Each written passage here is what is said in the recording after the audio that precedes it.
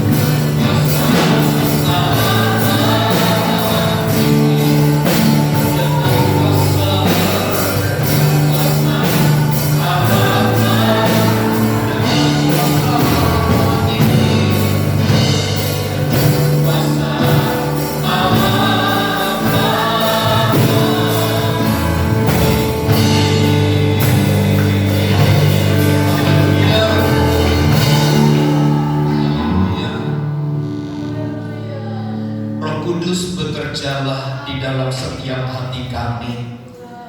Engkau yang melampaui segala marifat manusia, Engkau yang mengendalikan kami semua.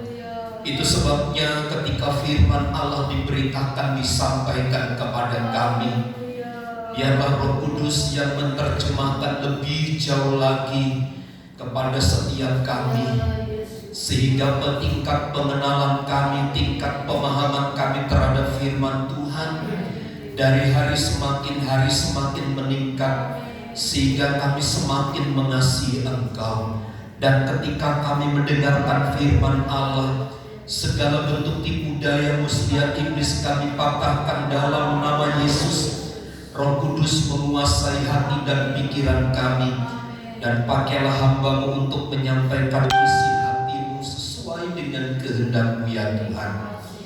Karenanya kami siap diberkati di dalam dan demi nama Tuhan Yesus. Haleluya. Amin. Silakan duduk Bapak Ibu Saudara sekalian. Salam. Salam. Baik, puji Tuhan.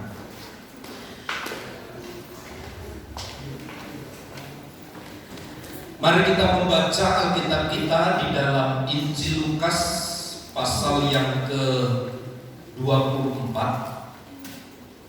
Injil Lukas pasal 24 ayat yang ke-50 sampai ayat yang ke-53.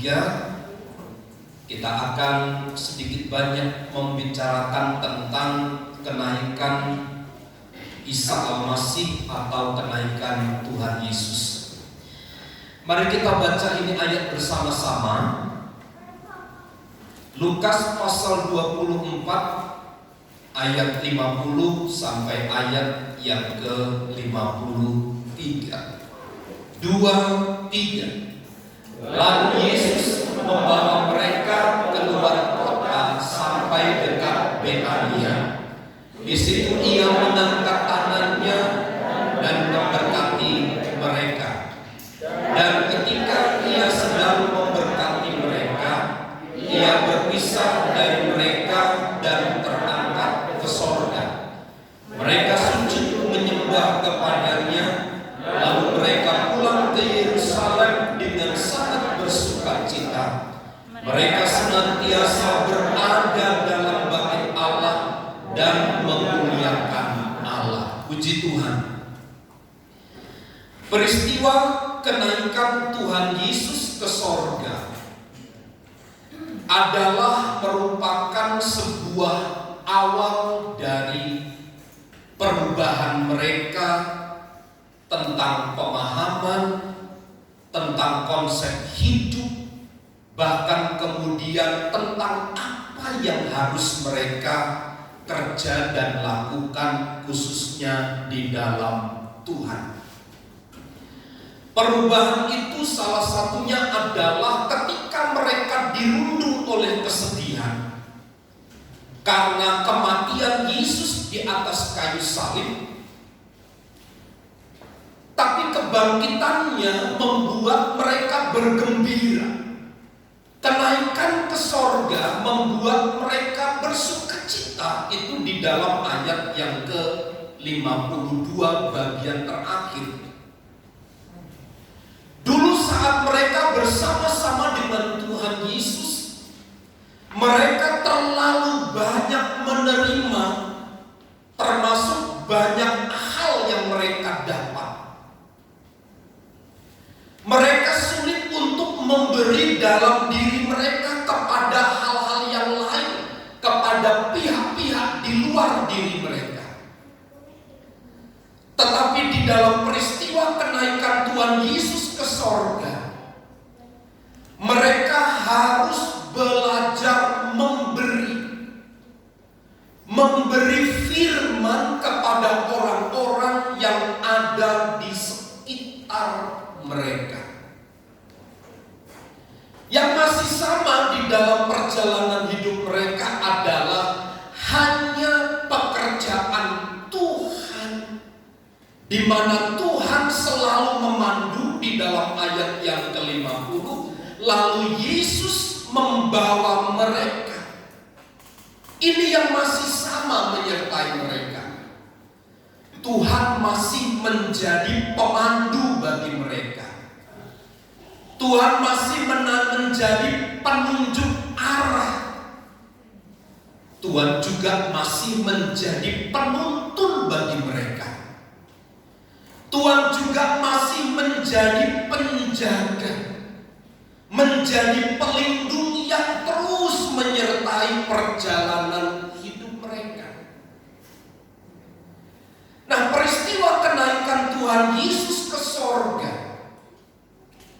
ini tidak bisa dilepaskan dari tangan Yesus yang mengangkat ke sorga dan melepaskan berkat kepada murid, kepada gereja, kepada umat-umatnya, termasuk kepada kita yang memperingati kenaikan Tuhan Yesus ke sorga. Adalah sebagai tanda perkenanan, sebagai tanda persiapan bagi para murid untuk melakukan satu tugas yang mulia. Kenapa saya katakan tugas mulia? Karena mereka dipercayakan sesuatu yang sifatnya mulia. Berita tentang sukacita, di mana di dalam Yesus Kristus itu ada keselamatan. Di dalam Yesus Kristus ada janji kehidupan.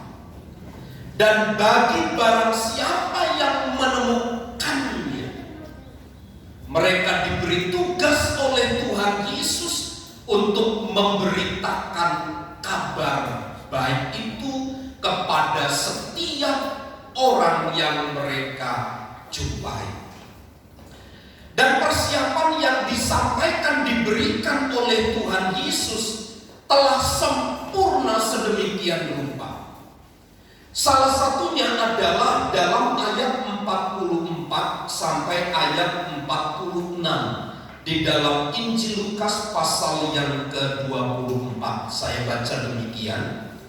Ia berkata kepada mereka, "Inilah perkataanku yang telah kukatakan kepadamu ketika aku masih bersama-sama dengan kamu, yakni bahwa harus digenapi semua yang ada tertulis tentang aku dalam kitab Taurat Musa dan kitab nabi-nabi dan kitab Mazmur." Lalu ia membuka pikiran mereka sehingga mereka mengerti kitab suci. Salah satu persiapan yang matang, yang akurat yang disampaikan oleh kepada para murid adalah di mana para murid dan orang-orang pada waktu itu mereka dibukakan rahasia firman Allah. Sehingga dengan pikiran mereka terbuka terhadap firman. Tentang apa itu? Tentang penderitaan Kristus di dalam ayat 46.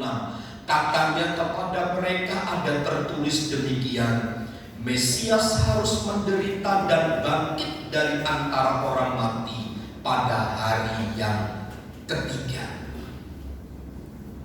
Selama ini Bapak Ibu Saudara, perjalanan para murid hanya dibayang-bayangi oleh keraguan-raguan karena mereka samar-samar mengerti tentang firman Tuhan. Ada selubung yang menyelubungi mata hati mereka, pikiran mereka, sehingga firman Allah yang disampaikan itu tidak cukup bagi mereka untuk mengubah cara pandang, apalagi sampai tingkat yang esensi mengubah cara dan perilaku hidup mereka. Dan itu sangat terbukti, kita bisa selidiki, kita bisa teliti, pahami dengan baik. Setiap Yesus hadir di dalam satu momen, di dalam satu daerah, di dalam satu wilayah, selalu saja dipahami berbeda. Ada banyak orang yang mengikut Kristus menjumpai Yesus karena mereka telah melihat Yesus mengadakan mujizat. Karena ketika mereka lapar, mereka mengalami kekenyangan. Ketika mereka haus, mereka dipuaskan dahaganya. Jadi pemahaman mereka tentang apa yang dilakukan dan diajarkan oleh Tuhan Yesus adalah merupakan samar-samar semata. Sehingga di dalam peristiwa kenaikan Tuhan Yesus ke sorga ini, ada satu persiapan yang disampaikan Tuhan Yesus kepada para murid, karena menjadi penting terhadap ketiadaan Tuhan secara fisik di tengah-tengah mereka. Karena mereka akan mengalami banyak kesulitan di dalam pelayanan mereka. Itu sebabnya mereka membutuhkan kekuatan. Mereka membutuhkan keberanian. Keberanian dan kekuatan itu salah satunya adalah dibukanya pikiran mereka untuk dapat mengerti firman Tuhan. Artinya begini Bapak Ibu Saudara, kenapa kita melangkah ragu-ragu? Kenapa kita sulit melakukan firman Allah? Karena firman Allah itu tidak kita mengerti dengan baik. Masih ada selubung di dalam pikiran kita. Masih ada sesuatu yang menutupi pikiran kita sehingga kita tidak dapat mengerti firman Allah itu dengan baik. Lihat saja sekali lagi di dalam peristiwa-peristiwa yang ada. Tuhan menunjukkan mujizat adalah agar mereka semakin mengenal kebesaran kemuliaan Tuhan. Tetapi pemahaman tentang maksud tujuan mujizat itu terputus hanya karena memang mereka membutuhkan mujizat untuk terlepas dari satu kondisi atau keterpurukan tertentu. Dan inilah yang saya katakan terputusnya pemahaman dan nilai firman Allah yang tidak seperti diharapkan oleh Tuhan. Catatan Injil Matius, Markus, Lukas, Yohanes membuka aib seperti itu. Dalam kasus dan peristiwa apapun, kehadiran Tuhan selalu dinilai berbeda. Selalu ditempatkan pada porsi yang salah. Karena umat, karena murid, ada kepentingan masing-masing. Bapak Ibu Saudara, kalau kehadiran kita di dalam satu peribadatan hanya berdasarkan kepentingan sesaat, maka sebenarnya ini sedang menjadi tanda bahwa pikiran kita sedang atau belum dibukakan terhadap firman Allah. Betul, memang pemahaman itu berproses tiap hari, terus digali, dipahami. Tetapi pertanyaannya, mau sampai berapa lama? Apakah kita secara pribadi harus juga menunggu melihat Yesus naik ke sorga? Saya kira tidak harus demikian agar mata hati kita dibuka. Saya kira pemahaman yang tepat adalah dibukanya pikiran itu. Tuhan Yesus telah memulai. Dan peristiwa itu telah terjadi, di mana murid-murid disingkapkan rahasia firman Allah, dan itu berlaku sekali dan untuk seterusnya bagi umatnya. Sebagaimana dengan makna kematian Yesus di atas kayu salib, Dia mati untuk menggantikan kesalahan dan pelanggaran kita. Yesus tidak harus mati berulang-ulang kali, tetapi peristiwa itu terjadi sekali dan akibatnya terus bagi semua orang yang percaya, baik yang sudah lahir, belum lahir, berlaku bagi kita. Karenanya menjadi penting di dalam momen kenaikan Tuhan Yesus ke sorga, semua peristiwa-peristiwa yang dilakukan oleh Tuhan Yesus ada satu penyingkapan kebenaran di dalam hidup kita, sehingga kita menjadi anak-anak Tuhan yang tidak mudah diombang-ambingkan. Kita menjadi anak-anak Tuhan yang kuat.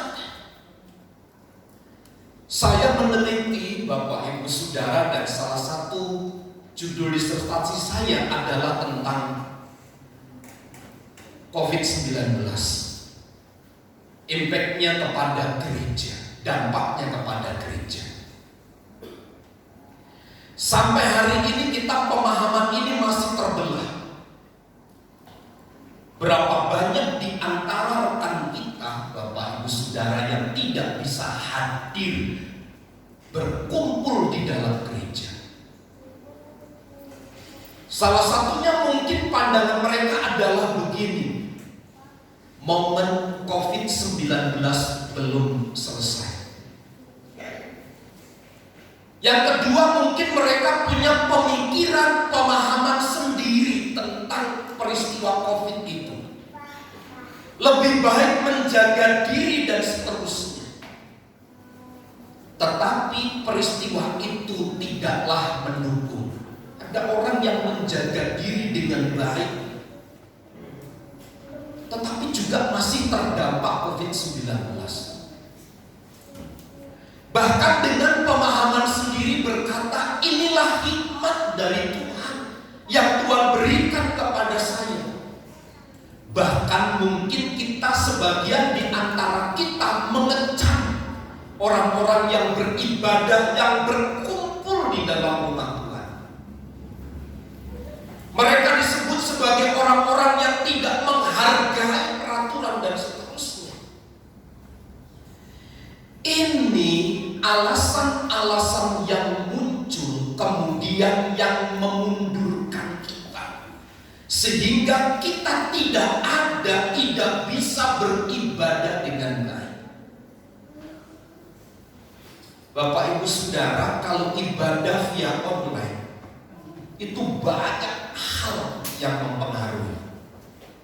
Di dalam rumah kita belum mandi saja, belum sikat gigi, bahkan belum cuci muka, masih ada belek-beleknya. Ilernya mungkin masih ada putih-putih di mulut. Kita bisa duduk. Apalagi nanti suaminya bilang, nih bikinin kopi, pergi dulu ditutup videonya, bikin kopi. Anaknya bilang, nih lapar, nih mau pipis, yang punya bayi. Setengah jam waktu sudah kepotong minimal 15 menit. Belum sinyalnya. Belum nanti kalau baterainya habis. Apalagi kalau terjadi mati lampu. Belum gangguan pribadi, sakit perut, kepala pusing, habis waktu.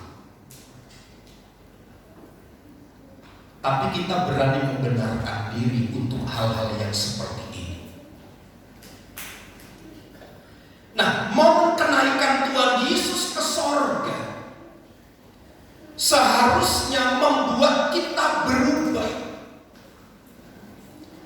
Dulu kita suka, tadi saya sebutkan bagian pertama, kita dirundung oleh kesedihan.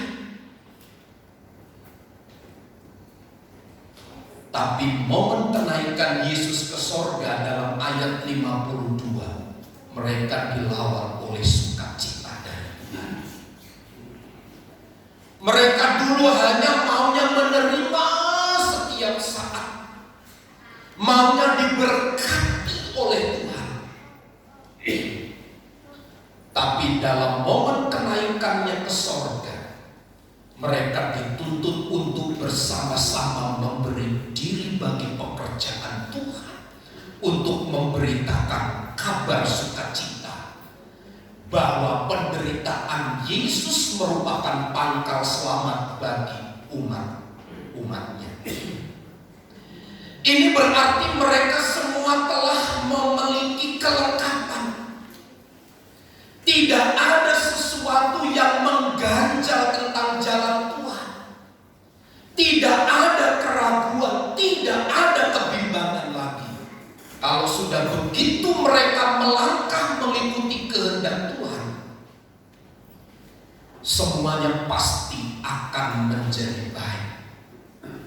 Bapak Ibu Saudara, kalau kita melakukan sesuatu tanpa ragu, kalau melakukan sesuatu tanpa bimbang, tanpa takut, tanpa khawatir, hasil atau capaian yang kita peroleh pasti akan memuaskan, pasti akan maksimal.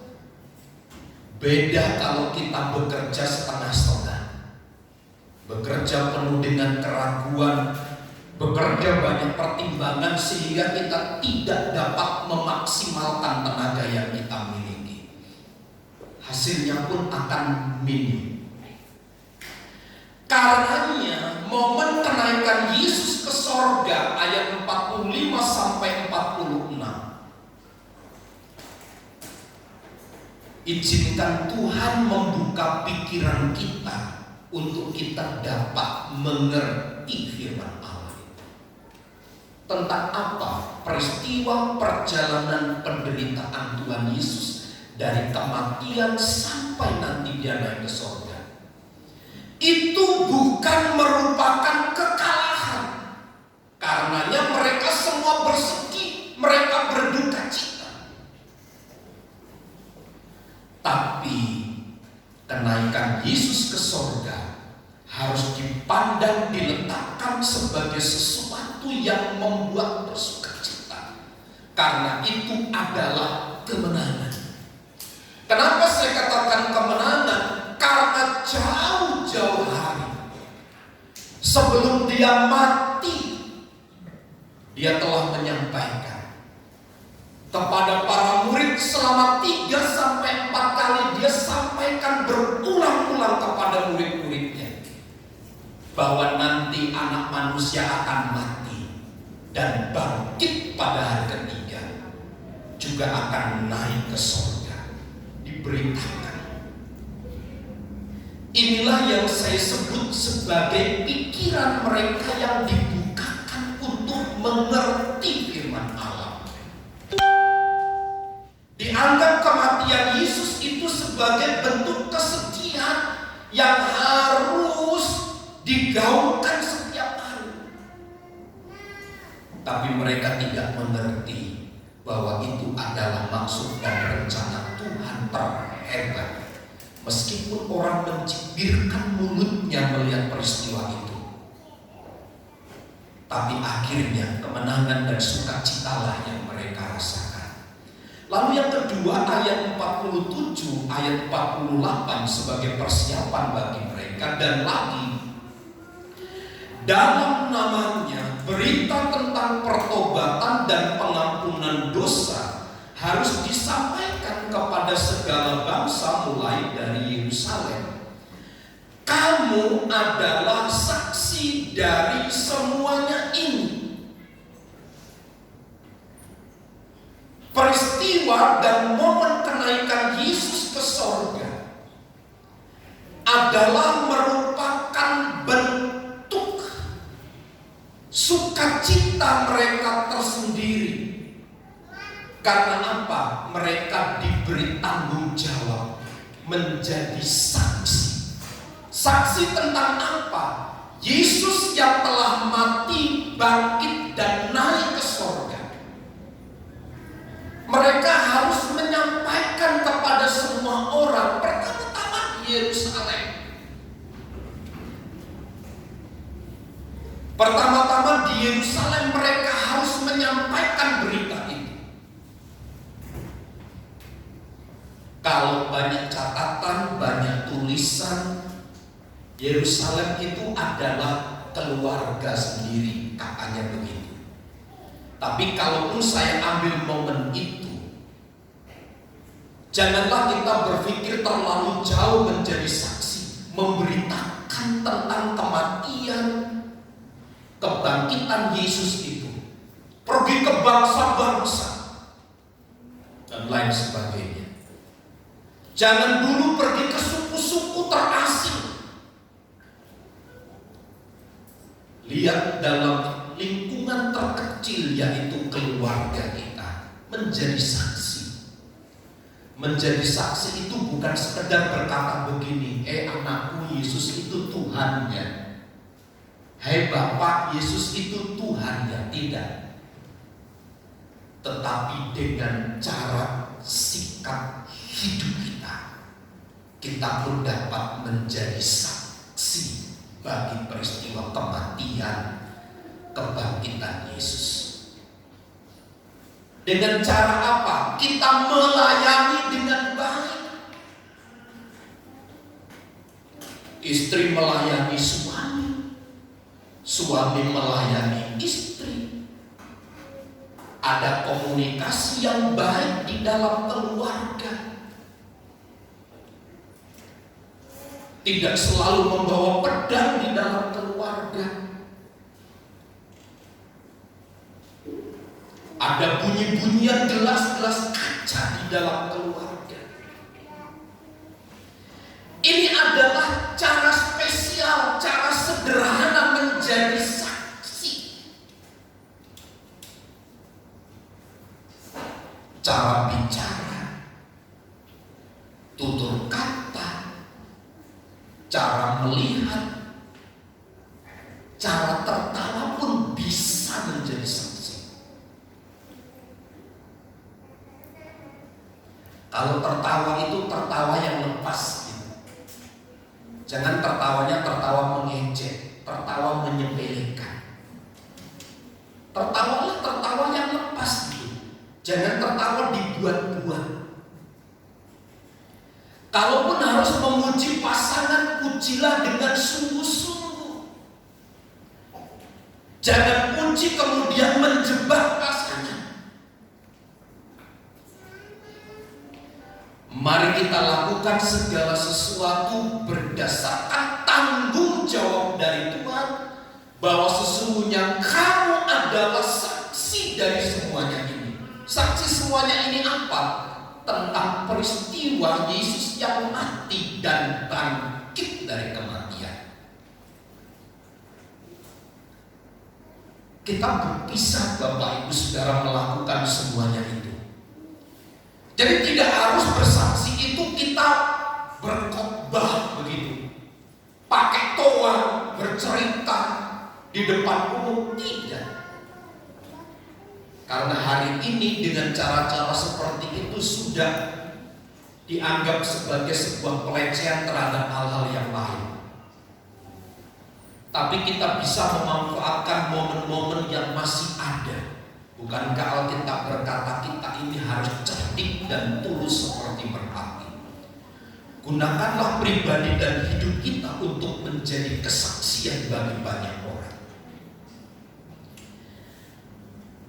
Peristiwa ini Bapak Ibu Saudara harus dipandang bahwa tugas memberitakan, mewartakan Injil Kristus itu bukan dengan keterpaksaan, tetapi dengan sukarela yang diawali dari ayat 44 sampai ayat 46 tentang perubahan hidup. Karenanya Bapak Ibu Saudara, momen kenaikan Tuhan Yesus di mana persiapan bagi muridnya ini sangat penting menentukan. Karena para murid ini menjadi ujung tombak bagi berita keselamatan itu disampaikan.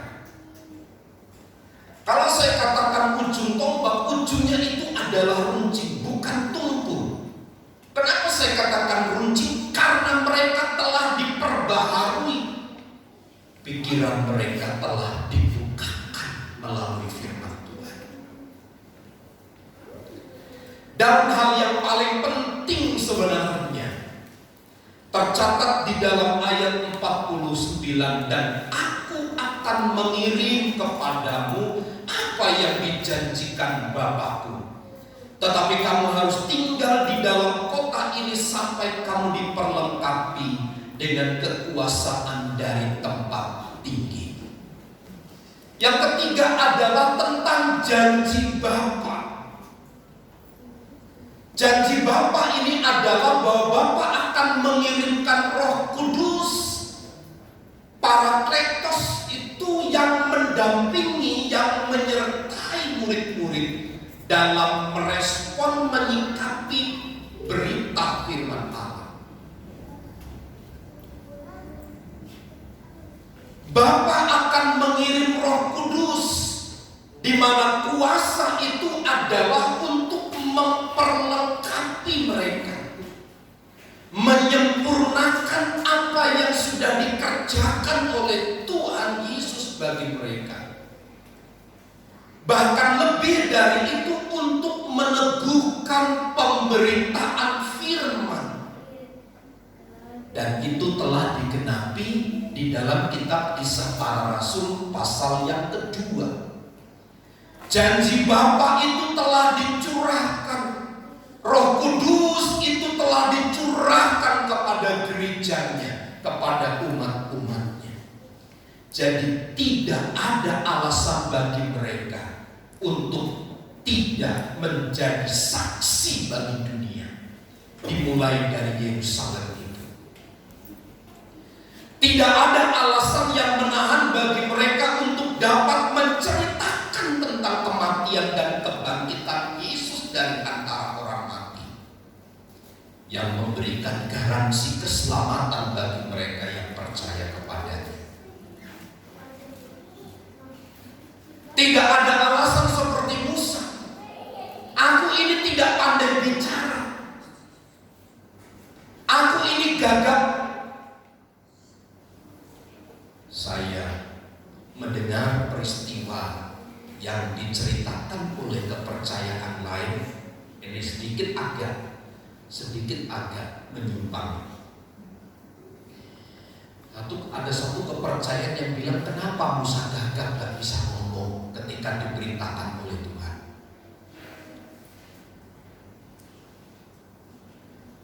Dalam kepercayaan yang lain disebut begini: ketika Musa digendong oleh Firaun itu jenggotnya panjang. Nah, karena jenggotnya panjang, Musa yang digendong bayi itu megang jenggot Firaun, ketarik gitu. Lalu Firaun marah. Karena marah, ini bayi akan dihukum. Terjadi perdebatan dengan istri dari Firaun. Masa anak bayi yang akan kamu hajar, kamu pukul? Berikan antara bara dan susu, bara api dan susu katanya. Yang dipilih oleh Musa adalah bara.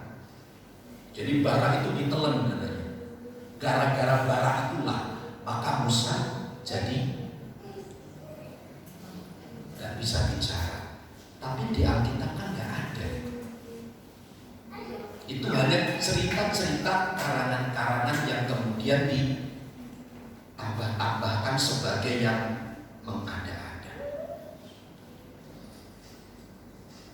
Nah, saya melihat begini Bapak Ibu Saudara, tidak ada alasan bagi siapapun di antara kita untuk tidak menjadi saksi. Artinya kita semua punya potensi untuk menjadi saksi. Dalam pekerjaan kita sebagai pemimpin, kepemimpinan yang kita pegang adalah kepemimpinan hamba. Kita tidak hanya sekedar ABC, lakukan. Tapi kita juga turun ke bawah.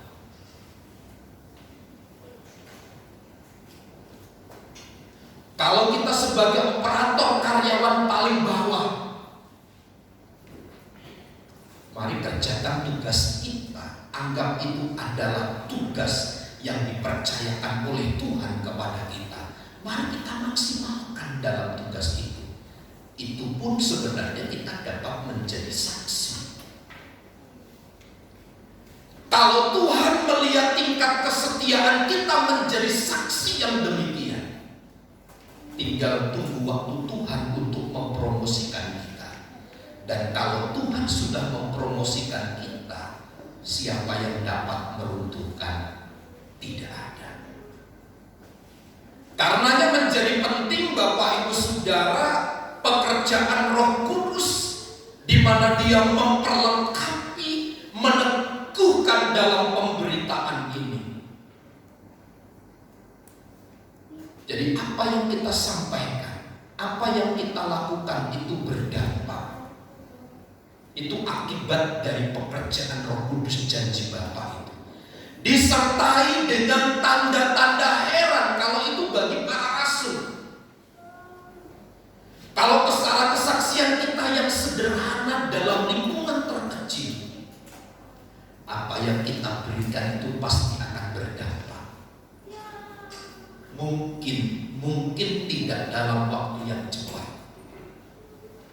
Mungkin tidak dalam generasi kita hari ini.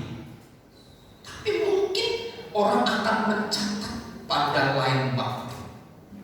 Sebab hari ini sedikit sekali orang yang menghargai para pembuat sejarah. Sedikit sekali orang yang bahkan mungkin tidak menghargai. Nah, saya ingin sampaikan dalam peristiwa kenaikan Yesus ke sorga, saya berikan kesimpulan sederhana. Kenaikan Tuhan Yesus ke sorga harusnya ditandai oleh kehidupan yang baru menurut kehendak Tuhan. Yang adalah bukan sekedar mempertahankan, tetapi kita harus berani melepaskan dan memberi. Bukan dikendalikan, dikuasai oleh duka cita, tetapi sukacita yang menguasai hati kita. Karenanya, mari momen kenaikan Tuhan Yesus ke sorga ini jadikan tonggak bersejarah bahwa saya harus bersukacita. Saya harus bersukacita.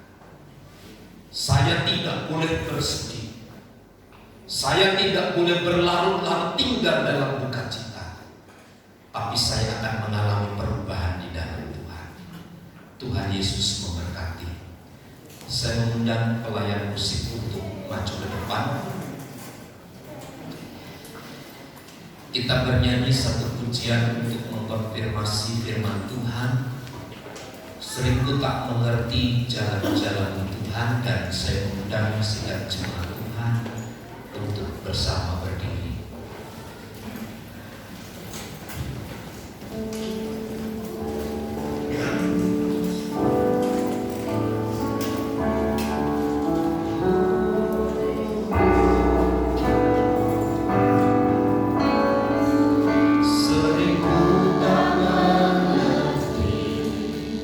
Jalan-jalanmu Tuhan, bagai di belakang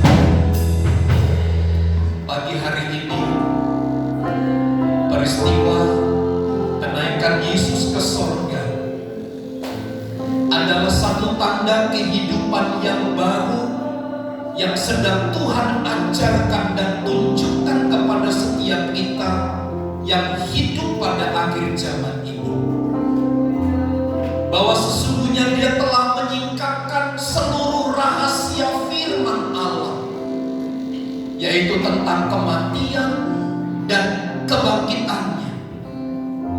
Dan itulah yang membuat kebanyakan orang berduka cita, harus mengalami kesulitan, harus mengalami kesusahan. Tapi kenaikannya ke sorga, Dia menawarkan satu sukacita tersendiri, karena Dia membukakan rahasia-rahasia firman Allah. Sekarang kita harus bersukacita di dalam Tuhan. Kita membuka diri sebaik-baiknya bagi pekerjaan Allah. Mari bersama kita menjadi saksi bagi Tuhan, karena ada Roh Kudus yang memampukan, yang menolong dan menyangkutkan kita untuk hidup sesuai dengan rencana dan kehendak-Nya. Ajarku memahami semua yang Kau ingin, agar hidupku puaskan hati.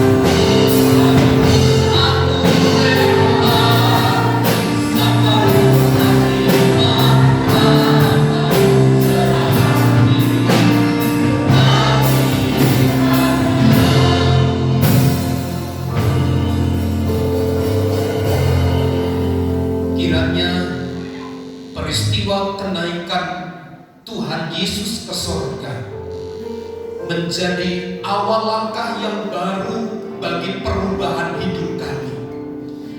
Kalau mungkin selama ini kami hanya bisa menerima, bisa hanya mengulurkan tangan, tapi hari ini kami akan belajar untuk memberi, untuk menyampaikan, untuk memberitakan, untuk mengajarkan, karena kami adalah saksi-saksi Kristus. Dan Roh Kuduslah yang akan menolong, menyanggupkan dan memampukan kami untuk kami berdiri di atas dasar kebenaran firman Tuhan. Dan sekiranya ada duka cita yang menguasai hati dan pikiran kami, biarlah sukacita dari Tuhan menguatkan dan meneguhkan kami. Kalaupun hari-hari ini kami dirundung oleh kesulitan, Roh Kudus yang akan membebaskan dan menolong kami. Biarlah peristiwa kenaikan Yesus ke sorga membuat kami bergairah, membuat kami bersemangat, membuat kami bersukacita di dalam Tuhan. Segala tipu daya muslihat iblis kami patahkan dalam nama Yesus. Kami siap menjadi umat-umat Tuhan yang berubah, sehingga kami memiliki kehidupan yang lebih baik dari hari ke hari. Diberkatilah seluruh umat-Mu dengan kekayaan dan kemuliaan dari Tuhan. Firman Allah dikenangkan di dalam seluruh hidup kami. Di dalam nama Yesus kami terima firman-Mu. Setiap kita yang percaya dan diberkati bersama katakan amin.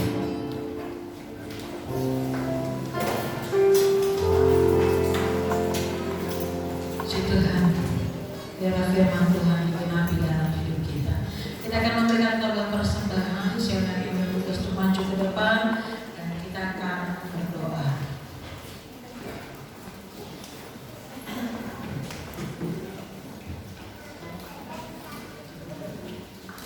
Bapa kami di dalam surga, di dalam nama Tuhan Yesus, kami bersyukur kepada Tuhan pada saat pagi hari ini, dan kami rindu memberikan setiap korban persembahan kami kepada Tuhan. Dan biarlah korban persembahan kami itu menyenangkan hati Tuhan.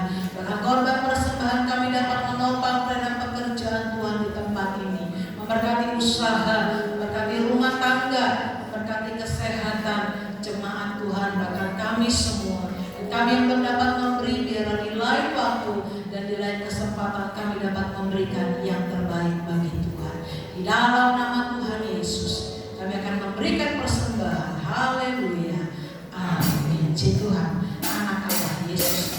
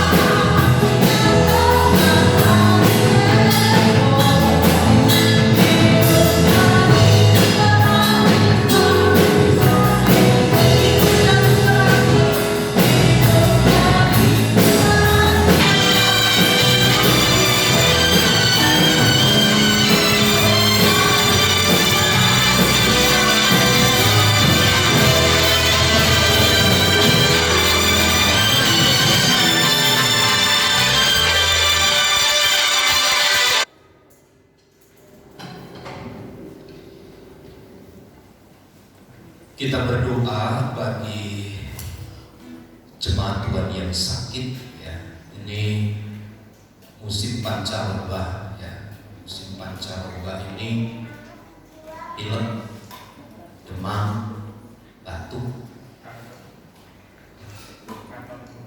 kantong keren. Ini tanggal berapa ini? Oh iya, termasuk di dalamnya pancaroba juga. Berdoa supaya Tuhan memberi kesehatan ya, kekuatan kepada kita. Terus berdoa untuk Bapak Martin dan Saudara Felix yang dalam perjalanan dari Jogja menuju Tangerang, supaya Tuhan sertai, pimpin, tiba dengan selamat tanpa kurang satu apapun. Jemaat Tuhan yang sakit Tuhan sembuhkan. Tuhan Yesus memberkati. Mari bersama kita berdiri, kita akhiri ibadah kita dalam doa. Segala puji, hormat, syukur. Segala